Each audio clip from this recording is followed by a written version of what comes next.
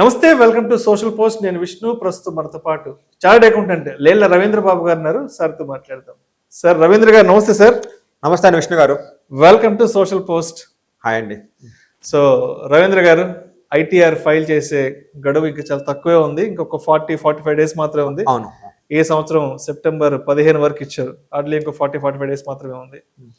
So అయితే ఇదే నేపథ్యంలో ప్రతి ఒక్కరూ కూడా ఐటీఆర్ రిటర్న్స్ కి సంబంధించి, ఇన్కమ్ ట్యాక్స్ కి సంబంధించిన ఇన్ఫర్మేషన్ కోసం యూట్యూబ్లో, గూగుల్లో విస్తృతంగా రీసెర్చ్ చేస్తున్నారు. సో దీంట్లో ఎక్కువ మంది రీసెర్చ్ చేసేది ఏంటంటే శాలరీడ్ ఎంప్లాయీస్ విషయానికి వస్తే హెచ్ఆర్ఏకి సంబంధించి ఎక్కువగా కూడా అందరూ రీసెర్చ్ చేస్తున్నారు. ఈ పర్టికులర్గా హెచ్ఆర్ఏ ఈ కంటెంట్ పైన, ఈ ఇన్ఫర్మేషన్ పైన. అసలు ఇప్పుడు మనం ఐటీఆర్ ఫైల్ చేసే ముందు హెచ్ఆర్ఏకి సంబంధించి ఎటువంటి ఇన్ఫర్మేషన్ మనం తప్పనిసరిగా తెలుసుకోవాలి అంటారు? హౌస్ రెంట్ అలవెన్స్ అనేది ఎంత లిమిట్ ఉందంటారు?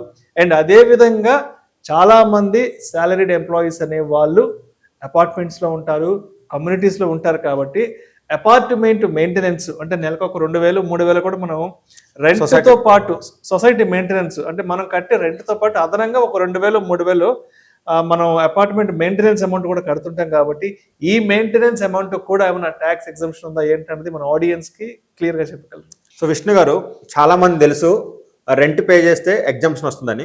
బట్ అదే విధంగా సొసైటీ మెయింటెనెన్స్ కి ట్రీట్మెంట్ ఎలా అనేది మనకి ఎక్కువ క్వశ్చన్. సో ముందు మన వివరాల్లోకి వెళ్తే, ఇన్కమ్ ట్యాక్స్ యాక్ట్ ప్రకారం మనకి ఫైల్ చేసేటప్పుడు 2 రెజ్యూమ్స్ ఉంటాయి. ఓల్డ్ ట్యాక్స్ రెజ్యూమ్ ఒకటి, న్యూ ట్యాక్స్ రెజ్యూమ్ ఒకటి. న్యూ ట్యాక్స్ రెజ్యూమ్లో అందరికి తెలిసిందే ట్యాక్స్ రేట్లు కంపారిటివ్ తక్కువ ఉంటాయి, బట్ వాళ్ళకి ఎటువంటి ఎగ్జంప్షన్స్ రావు.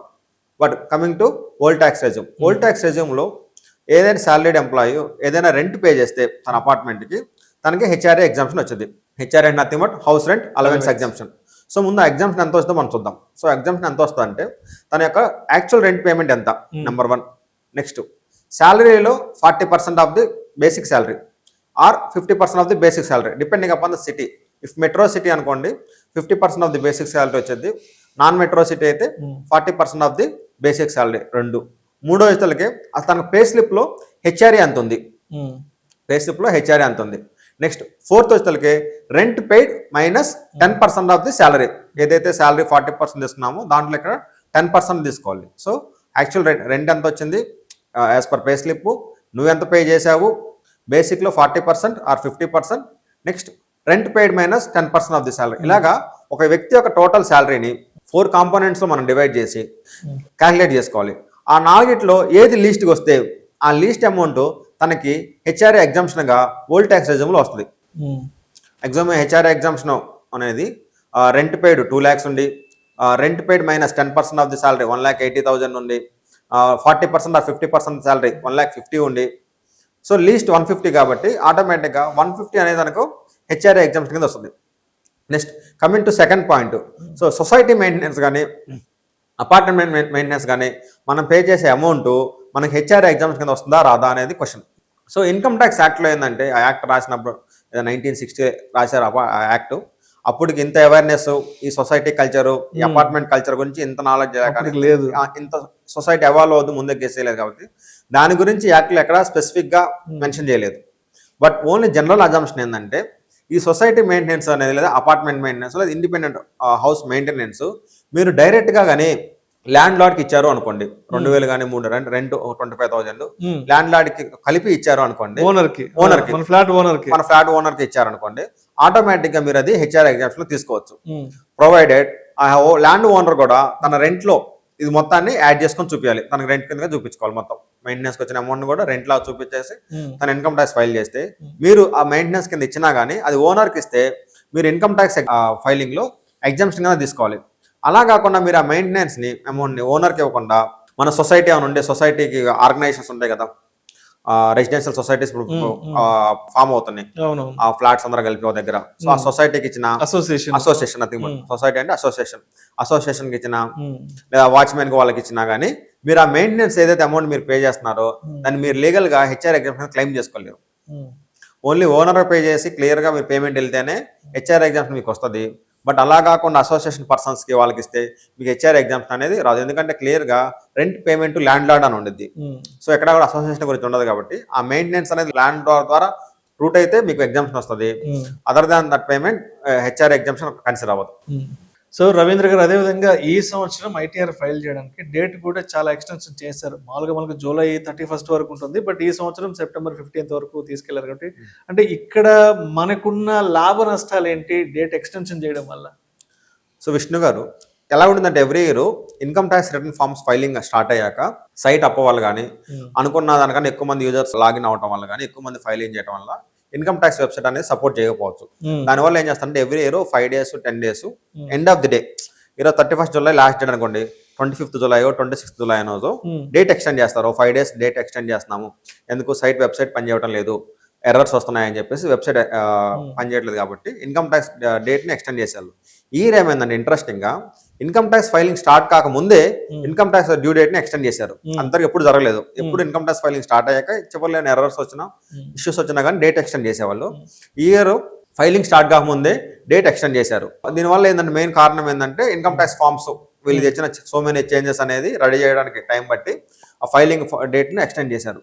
సో దీనికి వచ్చే లాభం ఏంటంటే ఆబ్వియస్ గా మనం 31st July ఫైల్ చేయాల్సింది September 15th రోజు ఫైల్ చేస్తాం కాబట్టి మనకు కొంచెం టైం దొరికిద్ది, కొంచెం ఎక్కువ టైం దొరికిద్ది, మనం కొంచెం పీస్ఫుల్గా రష్ లేకుండా పీస్ఫుల్గా ఫైల్ చేసుకోవచ్చు.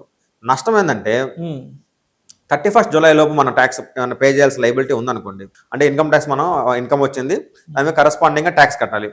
31st July లోపు ట్యాక్స్ కడితే మీకు ఇంట్రెస్ట్ ఉండదు యాక్చువల్గా.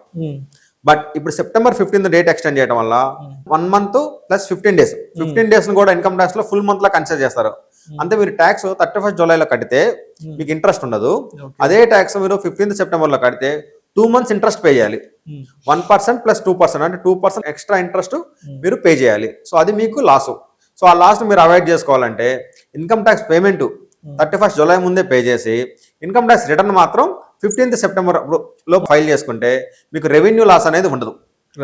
సో అది మనం ముందే ప్లాన్ చేసుకోవాలి. సో డేట్ ఎక్స్టెండ్ చేశారు కదా అనుకుంటే ఓన్లీ మనకు పడే 234F కింద 231 పెనాల్టీ పడుతుంది, 1000 or 5000 పెనాల్టీ పడుతుంది లేట్ ఫైలింగ్.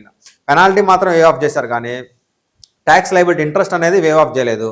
మీకు అడిషనల్ గా 2 months ఇంట్రెస్ట్ మాత్రం పడుతుంది 15th September లోపు ఇన్కమ్ ట్యాక్స్ పే చేస్తే. ఇప్పుడు ఈ సంవత్సరం ఫస్ట్ టైం ఎవరైతే ఐటీఆర్ ఫైల్ చేద్దాం అనుకుంటున్నారో, ఫైల్ చేయబోతున్నారో మొట్టమొదటిసారిగా ఈ సంవత్సరం 2025లో, సో వాళ్ళకి మీరు ఇచ్చే సజెషన్స్ ఏంటి? మేము ఇచ్చే సజెషన్ అంటే మీరు ముందు బ్యాంక్ స్టేట్మెంట్ మీ దగ్గర పెట్టుకొని మీకు ఇన్కమ్ ఎక్కడ వచ్చింది, వేరే ఇన్కమ్స్ అని పడ్డాయి అని ఐడెంటిఫై చేసుకొని అన్ని ఒక దగ్గర క్రోడీకరించి నెక్స్ట్ ఇన్కమ్ ట్యాక్స్ వెబ్సైట్లో 26 AS ఉంటాయి. నెక్స్ట్ ఏఎస్ ఉన్నది యాన్యువల్ ఇన్ఫర్మేషన్ స్టేట్మెంట్ అని. సో ఈ అన్నింటిని ఒకసారి కన్సాలిడేట్ చేసుకొని మనకు అన్ని వచ్చినాయా రాలేదా, ఏమైనా ఎక్స్ట్రా వచ్చినాయా, ఏదైనా మిస్ అయినా కరెక్ట్గా చూసుకొని ఇన్కమ్ ట్యాక్స్ రిటర్న్లో మాత్రం ఏది మిస్ అవ్వకుండా మనం ఫైల్ చేయాలి. ఎలాగంటే చాలా మంది షేర్లు అమ్ముతారు, వాటిని రిపోర్ట్ చేయరు. నెక్స్ట్ అదే విధంగా చాలా మంది ఈ రోజుల్లో జెన్జీ కిడ్స్ ఎవరైతే ఉన్నారో వాళ్ళు ఎక్కువ బెట్టింగ్ లో ఇన్కమ్ పెడుతున్నారు, లాటరీస్ లో పెడుతున్నారు. అవన్నీ కూడా ఇన్కమ్ ట్యాక్స్ పోర్టల్ రిపోర్ట్ అవుతుంది. నేను ఓన్లీ సాలరీ చేసా కదా అంతవరకు రిపోర్ట్ చేస్తానంటే కుదరదు, వాటిని కూడా మీరు రిపోర్ట్ చేయాలి. Other incomes, other source of incomes కూడా మెన్షన్ చేయాలి. సో అవన్నీ మీరు ఏఎస్ ఓపెన్ చేసుకొని చెక్ చేసుకొని అవి ఏమైనా ఉన్నాయా, బెట్టింగ్స్ ఇన్కమ్ ఏమైనా ఉందా, లాటరీస్ ఇన్కమ్ ఏమైనా ఉందా, విన్నింగ్ ఫ్రమ్ హార్స్ రేసెస్ లాగా విన్నింగ్ ఫ్రమ్ లాటరీస్ ఇవన్నీ ఉంటాయి. సో అవి కూడా వీళ్ళు రిపోర్ట్ చేయాలి. నెక్స్ట్ చాలా మంది షేర్ మార్కెట్ లో డబ్బులు పెట్టమంటే క్రిప్టో కరెన్సీలో పెడుతున్నారు, వాటిని వర్చువల్ డిజిటల్ అసెట్స్ అంటారు. సో అవి కూడా ఇన్కమ్ ట్యాక్స్ వెబ్సైట్ ఏఎస్ లో క్రోడీకరిస్తుంది. సో అవి కూడా చూసుకొని మీరు ఏమైనా ట్రాన్సాక్షన్ చేశారా, వాటిలో ఏమైనా లాభం వచ్చిందా, నష్టం వచ్చిందా, వాటిని కూడా మీరు కరెక్ట్ గా ఇన్కమ్ ట్యాక్స్ రిటర్న్ లో మీరు అటాచ్ చేసి ఇన్ఫర్మేషన్ ని ఇన్కమ్ ట్యాక్స్ డిపార్ట్మెంట్ కి మీరు ఇవ్వాలి. లేకపోతే ఏమైందంటే మీ కేసు ఇన్సఫిషియెంట్ ఇన్ఫర్మేషన్ ఫైల్ చేసిన కింద స్క్రూటినీ పిక్ అయ్యే ఛాన్సెస్ చాలా ఎక్కువ ఉంటాయి. Right sir, right sir. Thank you sir. Thank you so much Ravindra garu. Thank you అండి విష్ణు గారు. ఐటీఆర్ ఫైల్ చేసే గడువు త్వరలో రాబోతోంది, చాలా September 15th అంతా కూడా గడువు ఉంది. సో ఈ నేపథ్యంలో హౌస్ రెంట్ అలవెన్స్ కి సంబంధించి హౌస్ రెంట్ అలవెన్స్ తో పాటు మన అపార్ట్మెంట్ మెయింటెనెన్స్ లేదంటే మన అసోసియేషన్ సొసైటీ మెయింటెనెన్స్ కట్టే ఆ మెయింటెనెన్స్ అమౌంట్ కి సంబంధించి కూడా ఎటువంటి ట్యాక్స్ ఎగ్జంప్షన్స్ ఉన్నాయి, ఏంటి లిమిటేషన్ ఎంత అవుతుంది అని చక్కగా తెలియజేస్తే thank you so much sir. Thank you.